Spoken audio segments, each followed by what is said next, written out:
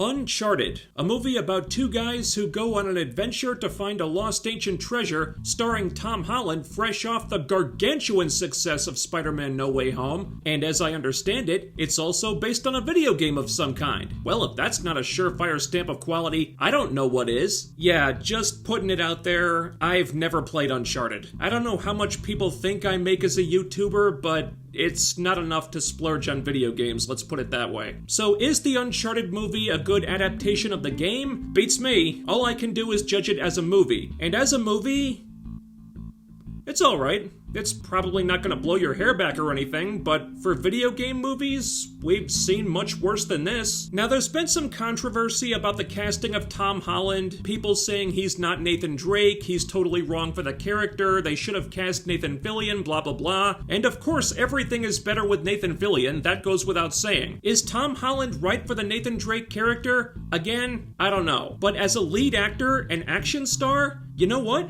He's pretty damn good. Say what you will about the casting, but you cannot fault this guy's commitment to the role. The movie doesn't always work, but when it does, it's because of Tom Holland. He's very convincing in everything he does, be it bartending or action scenes, he looks like he belongs there. He got into incredible shape, apparently he has a gymnastics background, so he does a great job selling the action, and he's clearly doing a lot of the stunts himself, which makes it even more impressive. He may not fit the character in the games for all I know, but I thought he did as well with what this movie gave him as anybody could. Honestly, if there was an issue with the leads, I'd look more in the direction of Sully, played by Mark Wahlberg, who I usually like, but was pretty obviously just there for a paycheck. That aside, Wahlberg and Tom Holland do have a decent amount of chemistry together, even if Holland is carrying the entire thing, really, and some of the bigger set pieces do get a little bit ridiculous, but show me a big blockbuster that doesn't fall into that trap these days. They kept it a lot more within reason than Fast 9 did, so as an action movie, just as an action movie, it's not bad. The problems are with everything else. The script is not as clever as it thinks it is. Parts of it are kind of sophomoric, actually. It almost lost me pretty early on because of this. I don't think they could have written a less interesting first meeting for Nathan and Sully. Sully shows up at the bar where Nathan's working one night, and he's like, "Hey kid, listen, I've got a gig coming up. I'm putting a crew together, and I want you on the team. What do you say?" That's it? That's the best you could come up with? Shit, that's like every single generic heist movie ever made. What are we doing here? Then there's the heist itself, which has its own share of issues. They have to infiltrate this auction house, and Nathan has to do a particular thing at a certain time, so he asks, well, how do I do that? And Sully's response is, "Beats me. What, do I have to think of everything? It's your job, kid. You figure it out." And bear in mind, this is a heist that Sully had supposedly been planning for a while before we even meet him. So was he intentionally half-assing the whole thing, or did the writers just not care? And if you can get past that, then there's the puzzles. Now, if any part of the movie really needed some intelligence behind it, it was the puzzles. But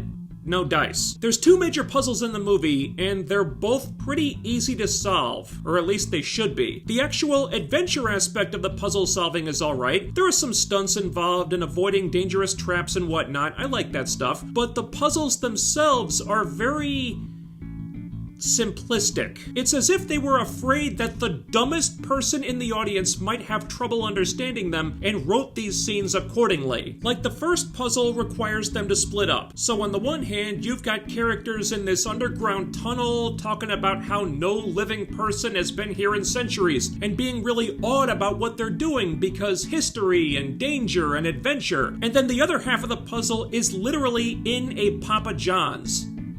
Because product placement. Yeah, because, you know, Raiders of the Lost Ark was great and all, but the one thing it was missing was a tie-in with fucking Burger King. Come on, movie. You had me with some of this stuff, but then you just went the stupid way. And there's more of that with the other major puzzle, unfortunately. And with this one, there's no action involved, so it's just about the characters figuring stuff out, which is not the movie's strong suit. With this one, you will solve the puzzle before the characters do. It's not hard. It's very, very obvious what needs to be done, and then for the next several minutes, you're just sitting there waiting for the characters to catch up with you and wondering what the hell's taken them so long. So anything that involves action, stunts, or adventure, I'd say is executed fairly well. That's what gets most of the attention. That's where most of the filmmaker's energy and imagination is devoted. That's where most of the budget clearly went, to making sure that stuff goes off without a hitch. And to their credit, I think it's fairly solid in that department. The two biggest action scenes in the movie are pretty harrowing, not surprising as those were the scenes the advertising campaign was the most excited about, but anything that requires actual thought or wit or intelligence comes off like the writers were a lot less interested, couldn't be bothered, or maybe just weren't up to the task of writing something smarter. And that extends to some of the other characters too, specifically the women, and I think you know where I'm going with this. There are two major female characters here, and I don't know if they were in the games or not, but I couldn't think of a single reason why either of them needed to be in this movie. With one quick rewrite, you could easily cut both of them out and not lose a thing. That's how superfluous they are. It is so in your face that these women are only there so the movie can check a few boxes. We gotta get the WOCs on the screen. That's the rules since filmmaking is done by committee now, and the writers were so focused on that, they didn't realize that the movie was worse off for it. About 2/3 of the way through, something happens that shakes up the status quo on the villain's side. Now for villains, you've got Antonio Banderas, who's very good, and you've also got this woman character, who is bland, doesn't have much in the way of charisma, and is pretty uninteresting, minus a backstory that we hear about but never see. I'm trying not to spoil it, but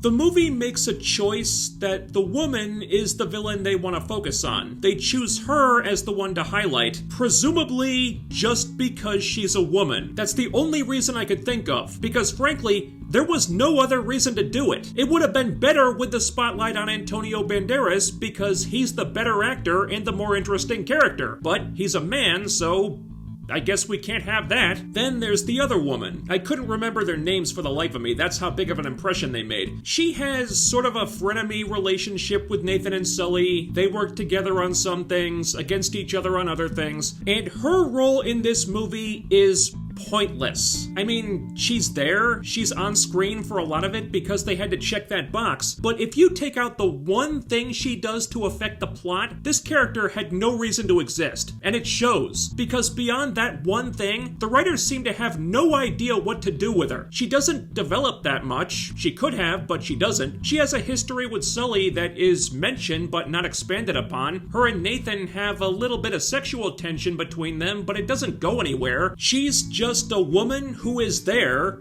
until she isn't. In the last half hour of the movie, she just disappears. I guess because the movie was just done with her after they finished filling out the diversity checklist. And they don't finish her character arc. They don't do anything really. She's just hastily written out in one scene, and just like that, she's gone. And then she pops up again at the very end, like, "Hi, I'm still a thing. I don't really do anything, but I exist.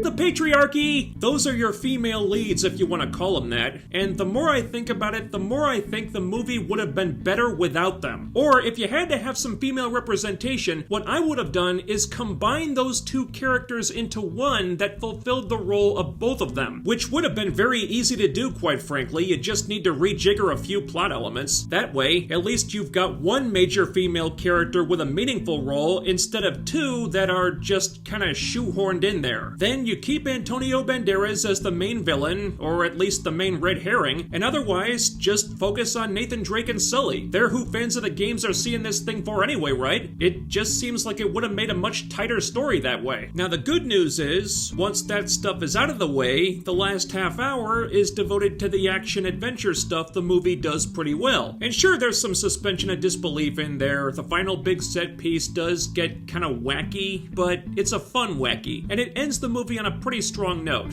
That counts for something. So, is Tom Holland a good Nathan Drake? I don't know. Is this a good Uncharted movie? I don't know. But is Tom Holland a good lead actor? A good action star? Yeah. And is this a good action movie? It's not bad. The other stuff is kinda iffy. Some parts didn't have as much thought put into them as they should have, but I like the action. So if that's what you're going for, you want to be entertained. I describe Uncharted as a dumbed-down Raiders of the Lost Ark crossed with a dumbed-down National Treasure. I think what happened here was the filmmakers were really focused and really excited about how to make this a great adventure-type video game, but when it came to the stuff that would make it a great movie, they were like, whatever. In other words, there's nothing here that's gonna make you think that much, but it's got some solid action scenes and a genuine sense of fun about itself. So even though the movie's flaws are pretty obvious, I still drove home afterward thinking, you know, that could have been a lot worse. So yeah, I don't know how accurate or inaccurate this is to the Uncharted video games, but as a movie,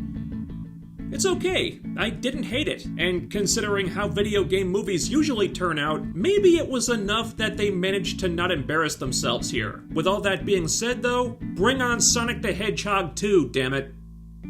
Guys, thanks so much for watching. Let me know what you thought about Uncharted in the comments. While you're here, be sure to ding that bell icon and follow my social media so you can always be notified about new videos. Links to all that and to my live streaming channel are down below. And don't forget to thumbs up the video, share, subscribe, and make sure you're still subscribed, because what really deserves to be sucked out of a plane without a parachute and have to drag itself back into the plane only to then be hit by a car is the YouTube algorithm. That's all for now, but I'll be back with more soon, so stay tuned for that, do all the YouTube things, and I'll see you next time.